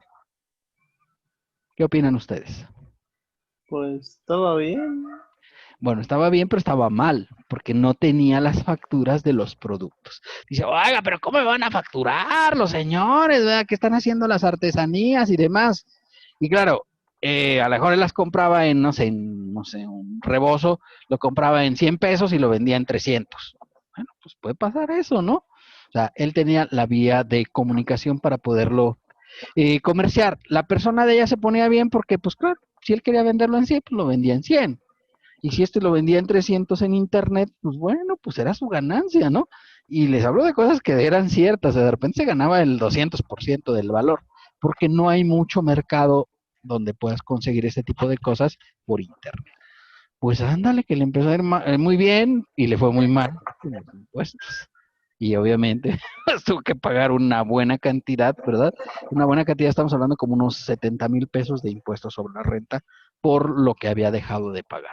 Con lo cual, tengan cuidado porque pues ahí legó la información, en este caso del banco, al fisco y el fisco lo tomó a este joven. Y era un chavo, vea, como ustedes, ¿no? De unos 25 años, ¿eh? Para que vean que no pasa solamente con viejecitos, ¿no? Bueno, pues cuidado con la discrepancia fiscal. ¿Cómo se puede cobrar la discrepancia fiscal? Pues fíjate, este es el proceso para la discrepancia fiscal, ¿verdad?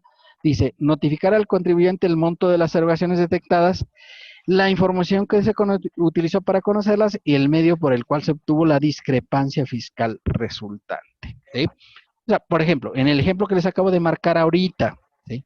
Del chavo que andaba vendiendo artesanías en Mercado Libre, ¿dónde crees que detectaron la diferencia? ¿Dónde te gusta que la detectaron?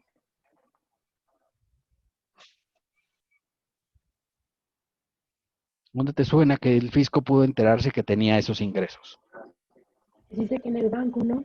En el banco, así es, los bancos dieron parte al fisco federal que el empresario recibía transferencias internacionales, porque la mayor parte, pues, quien compraba este tipo de productos, pues no eran mexicanos, ¿no? Porque pues, muchos de los mexicanos, pues, iban y compraban al mercadito y demás, pero los extranjeros, pues, no es tan fácil conseguir ese tipo de artesanías en Italia, en Francia, en Alemania, etcétera, y entonces, pues, ahí obtuvo la discrepancia. Muy bien, acabamos de determinar que usted tiene diferencias por 360,000 pesos. ¿Está correcto? Sí. ¿Sí? Y le van a decir, se obtuvo del Banco Nacional de México la información correspondiente a estas diferencias. ¿Estamos bien? Sí. Sí, ¿verdad? Sí. Luego, la fracción 2, notificado el oficio de diferencias, ¿verdad? El contribuyente te contará con 20 días para informar por escrito a las autoridades fiscales, contadas a partir del día siguiente que proceda la notificación, el origen o la fuente de procedencia de los recursos con las pruebas que estime idóneas para acreditar que los recursos no constituyen ingresos grabables, o sea que no tiene que pagar impuestos. Las autoridades fiscales podrán por una sola vez requerir información, documentación adicional para efectos del proceso y en este caso darán 10 días más para efectos de entregar la información adicional. O sea, llega el requerimiento de que debes impuestos, ¿verdad? Y ya inclusive te dice, tuvimos una diferencia de 360,000, usted tiene que pagar 70,000 pesos de ISR porque las diferencias que ocurrieron, ¿de acuerdo? Entonces yo podría informar si yo tuviera cosas que informar. Por ejemplo, el caso de la señora, ¿se acuerdan que hace rato les hablé de una señora que recibe una pensión alimenticia de 100,000 pesos, ¿se acuerdan? Sí. Sí, ¿verdad? Y entonces, ¿qué es lo que presenté yo en la fracción 2? Pues presenté la demanda de divorcio donde el juez ordenaba al marido, pues a entregarle una pensión alimenticia por 100,000 pesos. Y ya, la señora veía, sí, correcto. Y entonces el fisco revisaba y decía, sí, pues tuvo 100,000 de aquí y tuvo ingresos por 1,200,000. ¿Cuánto tenía de diferencias? Nada, ¿verdad? ¿Por qué no tenía nada? Bueno, pues si era 100,000 mensuales, anualmente te daban 1,200,000 y el fisco había determinado que había diferencias de 1,200,000 y determinaba un ISR de 300,000 pesos. Entonces dice él, correcto, se aclara la diferencia, ¿cuánto se va a determinar de crédito fiscal? 0. 0, porque se aclaró a juicio de las autoridades correctamente. Pero imagínate, ¿verdad? En ese caso, yo hubiera presentado una demanda y decía, la demanda dice que usted tenía derecho a recibir 90,000 pesos, un caso hipotético, y me habían determinado diferencias por 1,200,000. de todos modos no me iba a quitar toda la multa, ¿no? O sea, debo decir, bueno, ok. O sea, claro, nada más le vamos a terminar diferencias por 120,000 pesos, ya no por el 1,200,000, sino porque nada más lo que le está faltando de comprobar. ¿Puede pasar? Pues puede ser, ¿verdad? Sí. Obviamente había que pedir los estados de cuenta, había que pedir todos los documentos para aclarar las diferencias. En el caso del chavo pues no había forma, porque pues, ¿qué presentabas? ¿Qué decías? Ay, pues es que compraba artesanía y la vendía por internet. Y puedes decir, ¿y las facturas? Pues no, es que los artesanos nunca me dieron facturas. Y dices, ay, qué triste, acompáñame a ver esta triste historia, ¿verdad? Y pues ya, bailaba a verte y tenés que pagar, ¿no? Si, a la fracción 3, si acredita la discrepancia, ¿verdad? Esto se presumirá ingresos agravados y formulará la liquidación respectiva, considerando ingresos sometidos las erogaciones no aclaradas, aplicándose la tarifa del 152 al resultado así obtenido. ¿Vale? Habitualmente el fisco ya te llega hasta con una orden de liquidación para que inmediatamente pase al banco a pagar, por si no tienes ninguna diferencia, pues de una vez pagues lo que tienes que liquidar. ¿Vale? Pues este procedimiento es el que da fin a la discrepancia fiscal. Puede quedar en la fracción 2, como en algunos casos ya le señalé, que se pueden aclarar, pero en muchos de los casos las discrepancias fiscales de las que yo les he platicado, pues se fueron a la fracción 3 y determinaron el impuesto y tuvieron que pagar el impuesto correspondiente. ¿De acuerdo? ¿Hasta ahí vamos bien? ¿Sí? Y ahí concluye el artículo 91. Vamos a ver el artículo 92 que nos habla de la copropiedad, sociedad conyugal y sucesiones. ¿Alguien había oído hablar de estos conceptos, jóvenes? Ya lo había platicado yo en algún momento aquí. Sí. No digan ustedes que no. A ver, compañero, usted que dice que sí. ¿De cuál había oído hablar? De la copropiedad y sociedad conyugal. A ver, ¿cuál es una copropiedad? Cuando, bueno, no sé si esté bien dicho, pero la copropiedad consiste en que compartes el dominio de algo, por así decirlo, no sé, un almacén. Yo y, no sé, Félix, tengamos en copropiedad ese almacén, o sea de los dos. Al por ahí. 50% puede ser, ¿verdad? Correcto. ¿Y la sociedad conyugal? Pues de la sociedad conyugal, si no mal recuerdo, era de... Híjoles, bueno, lo tenía en la punta de la lengua. Ay, Bueno, compañero. Va a tener en la punta de la perdón. lengua. Y algunos aquí andan pensando en esas cosas. Sociedad conyugal es cuando ya se casan, ¿no? Y juntan lo que son los bienes de cada uno. Correcto. Eso es la sociedad Eso. conyugal. Recuerden que la persona física se puede casar por dos bienes, ¿no? Por separación de bienes y por sociedad conyugal, ¿vale? Por sociedad conyugal. Fíjate, el matrimonio es el único acto que tiene que ser público y abierto, ¿verdad? ¿Sí? ¿Qué quiere decir? Pues cuando ustedes van y se casan, ¿verdad? No pueden hacerle así como que, ya ven, no pueden mover la cabeza y decir, usted acepta como esposa a tal persona que no sé qué, y no puede decir, así con la cabeza, sí, asintió. No. Tiene que decir, sí, acepto. Y ya, ¿verdad? Porque es así. Y en cuanto ves eso, dices, ajá, este matrimonio va a durar, ¿verdad? Porque si le hace así como que, sí, dices, no, a los 3 meses ya, seguro se separó, ¿no? Entonces, y en el mismo acto tienes que decir o declarar, ¿verdad? Habitualmente ya te pregunta el juez que por qué régimen te vas a casar, ¿no? ¿Verdad? Pero en el mismo acto tienes que decir, pues se va a optar por casar por la sociedad conyugal o por separación de bienes. Entonces es un acto que también tiene que ser explícito y público, ¿verdad? O sea, tiene que decirse, estos se casaron por el régimen de sociedad conyugal, ¿vale? ¿Sí? O estos se casaron por el régimen de separación de bienes. O sea, tiene que ser un acto explícito y públicamente hacerlo para que la gente sepa, sí, mira, ya se casaron. ¿Y por qué se casaron? Por sociedad conyugal. Sí se quieren. Se casaron por separación de bienes. Bueno, se quieren poquito, ¿verdad? Así, a que veas, ¿no? Dicen los antiguos, ¿vale? Antes, de hecho, no te preguntaban, te decían, o sea, automáticamente se hacían las bodas, digamos, hasta los 80 más o menos, ¿verdad? Se hacían automáticamente por sociedad conyugal, ¿vale? Que sociedad conyugal, pues es que la masa del matrimonio, pues pasa a ser de los dos consortes, ¿sí? Si no había una, capitulación matrimonial. ¿Alguien ha oído hablar de las capitulaciones matrimoniales? Sí. ¿Qué es una capitulación matrimonial? ¿Qué le suena? No, no es de muerte, ¿eh? Tiene que ver con otra cosa. Porque lo piensas en capitulación y dices, ¡ah! ¿Quién se va a morir? No, no, no. Es de muerte. Si no mal recuerdo, era, por así decirlo, como las condiciones o, ¿cómo se le podría llamar? Bueno, o sea, las partes ocultas del contrato. Bueno, así me decía mi papá, que eran las cosas que estaban ocultas en ese contrato y que tenías que cumplir. Bueno, en este caso no es eso. No es eso. ¿Alguien más tiene alguna idea de qué es una capitulación matrimonial? No es. No son partes ocultas, ¿eh? Las capitulaciones, capitulaciones matrimoniales. No viene aquí, pero tiene que ver con la sociedad conyugal, obviamente.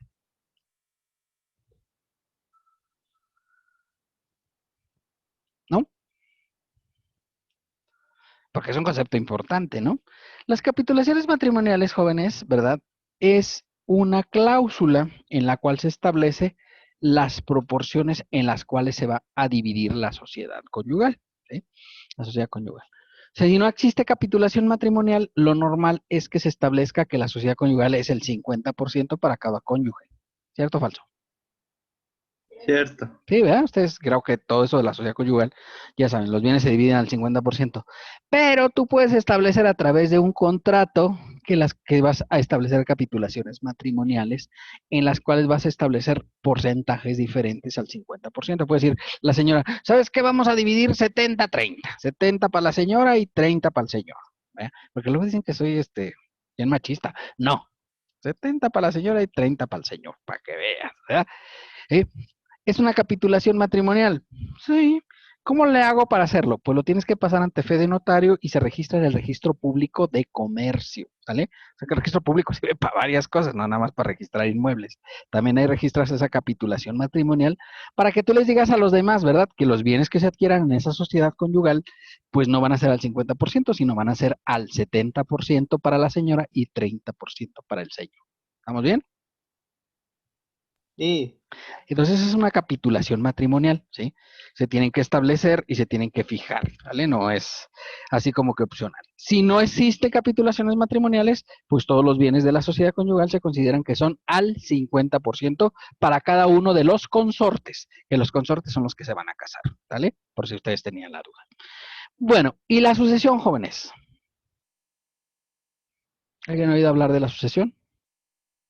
¿O a qué le suena?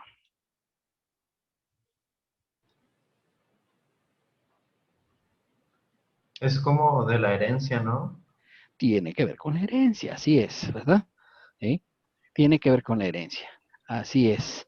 La sucesión es el acto a través del cual los herederos o legatarios, digamos que sustituyen a la persona que falleció, ¿sí? Conocido en el bajo mundo como el decoyus, así lo conocen los abogados, ¿verdad?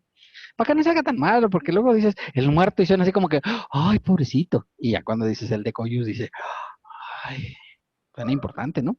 Entonces, cuando pues se establece, en el caso de actividad empresarial y profesional, jóvenes, bueno, sobre todo actividad empresarial, ¿verdad? O sea, una persona fallece, tiene una ferretería. ¿Puede pasar en la vida real?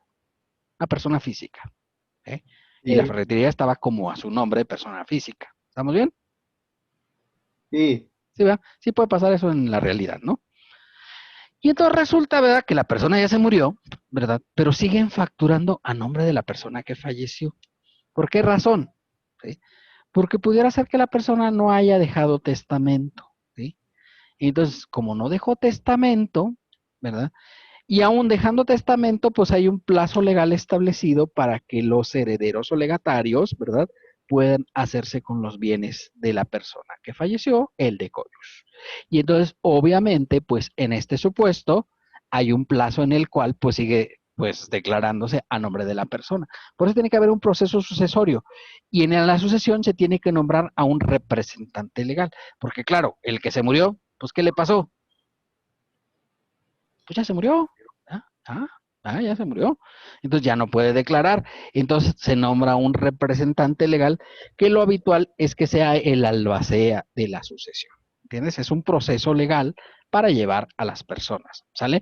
Entonces, por esta razón, pues se crea un proceso sucesorio en el cual pues se van llevando los bienes de la persona que falleció para que pues se siga llevando las obligaciones fiscales. ¿Estamos bien? Sí. Sí, ¿ah? Entonces, son las tres cosas que vamos a ver aquí. La copropiedad, ¿verdad? ¿Sí? Donde eres dueño de un bien, dice la ley que a una parte alícuota, ¿sí? O sea, que eres dueño de todo y de nada, ¿sí? Fíjate, hasta había una canción muy viejita, ¿no? Dueño de ti, dueño de qué, dueño de nada, ¿no? Pues así, la copropiedad, ¿no? Eres dueño de todo y de nada a la vez. O sea, porque no tienes dividida la casa. O sea, dice el papá, voy a dejar esta casa la mitad para mi hija y la mitad para mi hijo. ¿Puede pasar en la vida real, sí o no? Sí. Sí, ¿verdad? Y se conforma una copropiedad, ¿vale? Oiga, es que esta casa tiene 2 pisos, entonces el piso de arriba para la hija y el piso de abajo para el hijo. No funciona así la copropiedad. Eres dueño de toda la propiedad, ¿verdad? Pero no eres dueño de una parte en específico, ¿me entiendes? O sea, no puedes reclamar y decir, yo quiero el primer piso y mi hermana que se quede con el segundo piso. No, no es así. La copropiedad es que tú eres dueño de todo, pero no puedes individualizar mientras no haya un contrato que así lo establezca. ¿Sí queda claro? Sí. ¿Sí, verdad? Entonces, por eso la copropiedad es dueño de una parte alícuota de un bien, ¿verdad? O de un servicio inclusive, ¿no?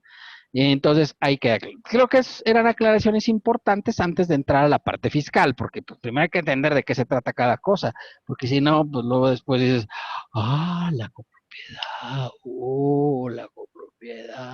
ya está. ¿Ah? Entonces, ya ahora sí ya sabemos qué es la copropiedad. Cuando los ingresos de una persona física deriven de bienes en copropiedad, deberá designarse a uno de ellos, de los copropietarios, como representante común, ¿sí? El cual deberá llevar libros, expedir comprobantes fiscales y recabar la documentación que determinen las disposiciones fiscales, así como cumplir las obligaciones en materia de retención de impuestos a que se refiere la ley, ¿sí? ¿Qué quiere decir, jóvenes? Bueno, pues imagínate, ¿verdad? Que la persona que, en muchos casos la copropiedad deriva de esto, ¿no? Fundamentalmente de la muerte de una persona, ¿no? De la muerte del gallero, como la canción, ¿no? Entonces muere la persona y de hecho el Código Civil del Estado de Aguascalientes establece que los bienes se deban dividir a partes iguales entre todos los herederos o legatarios, ¿sale? O sea que si tiene esposa y 2 hijos, bueno, pues van a dividir los bienes al 33.33% para que cada uno se quede con la parte proporcional de esos bienes. O sea, imagínate que tengo un edificio en renta, ¿verdad? Y este edificio en renta lo rento en 30,000 pesos. ¿Cuánto le va a corresponder de ingresos a cada uno de estos 3 miembros de la copropiedad? El 33. ¿Pero cuánto sería el 33 en dinero? ¿Le suena a usted? Son 30,000 pesos. 10,000. 10,000 a cada uno, ¿verdad? Porque, claro, pues tú eres dueño de todo y obviamente al tener el bien en renta, pues se divide a parte proporcional. Pero resulta que se tuvieron que hacer gastos, ¿verdad? Y se gastaron 3,000 pesos. ¿Cuánto le va a colocar de esos gastos a la persona? 1,000. 1,000, porque también es en parte proporcional, o sea, los gastos, porque a lo mejor, no sé, se hizo aquí, mira, tuvimos que pintar esta bardita y pues se gastaron 3,000 pesos en eso.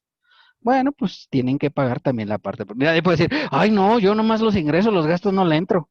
No, no funciona así, o sea, por eso eres dueño de la parte proporcional, ¿verdad?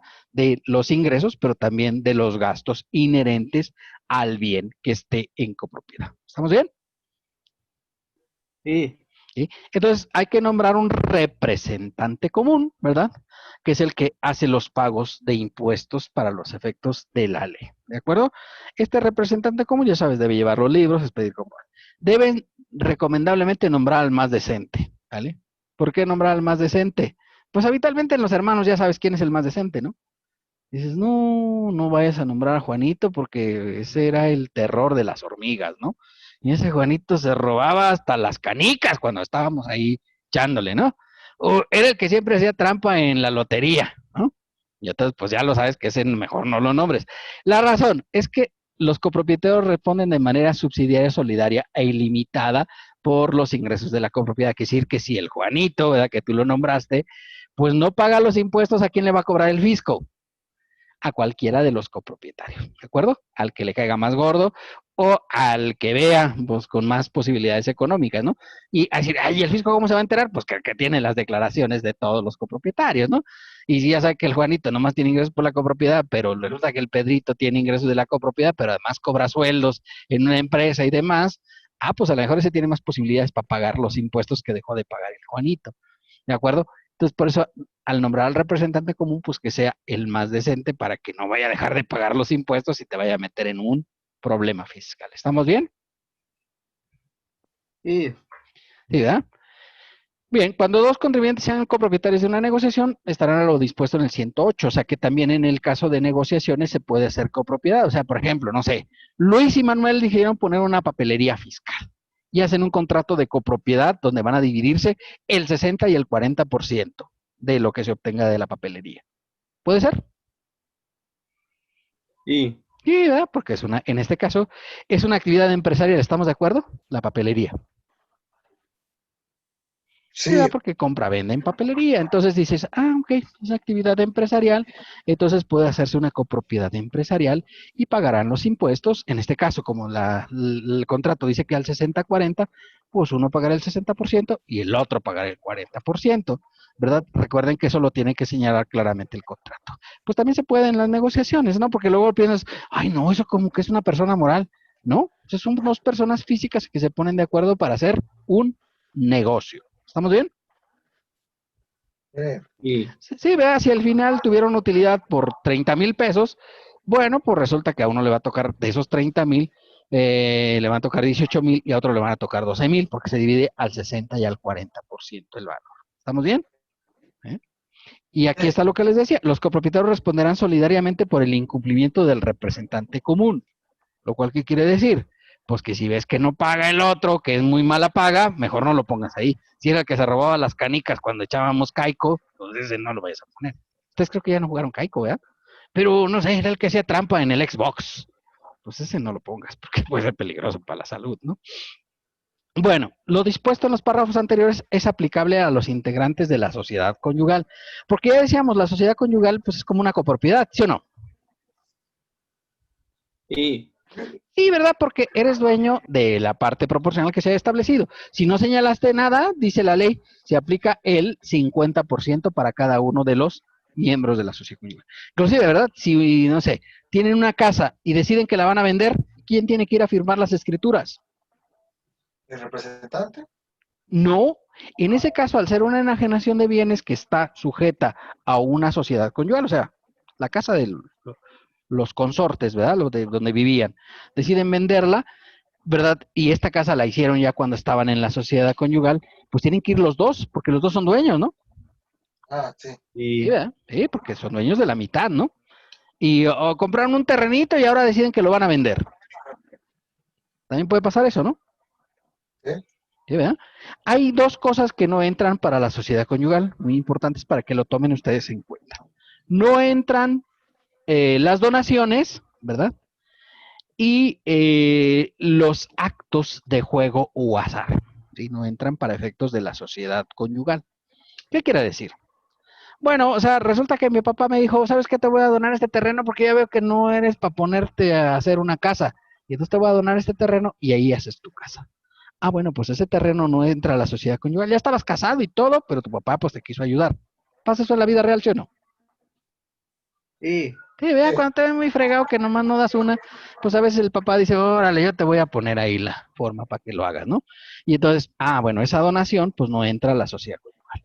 Y la segunda cosa que no entra a la sociedad conyugal son los actos de juego, suerte o azar. O sea, por ejemplo, ¿verdad?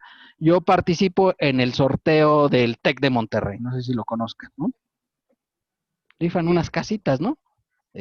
Rifan unas casitas ahí en Monterrey. Entonces yo digo, me gano el sorteo TEC y me gané una casa. Pues esa casa no entra a la sociedad conyugal porque obviamente fue cuestión de la suerte o del azar, ¿de acuerdo? ¿Sí? Y obviamente, bueno, pues los bienes que no son sujetos a la sociedad conyugal son los que se han adquirido antes del matrimonio. O sea, luego resulta, ¿verdad?, que la señora, porque ahora pasa que las señoras ya son así como que bien activas. Yo conozco muchas contadoras que ya tienen su casa, ¿verdad? Ya nomás andan buscando a ver quién la ocupa, ¿verdad? Y entonces las contadoras que son hiperactivas, pues compran su casa antes de casarse y ya llevan ahí a su marido. Y hay una alegría sin igual. Y se casan por sociedad conyugal indebidamente. ¿Sí? Bueno, pues sí, ¿verdad? Sí, sí, se casan por sociedad conyugal y entonces, pues fíjate, ¿ya? Ya ahí está el otro y muy feliz en la casita y luego dice, esta es de la sociedad conyugal y dices, tú puedes decir, sí, ¿verdad? Aunque tú sabes que no es verdad, porque ese bien se adquirió antes de que se diera la sociedad conyugal. ¿Estamos bien? ¿Sí coincidimos, jóvenes, con esa idea?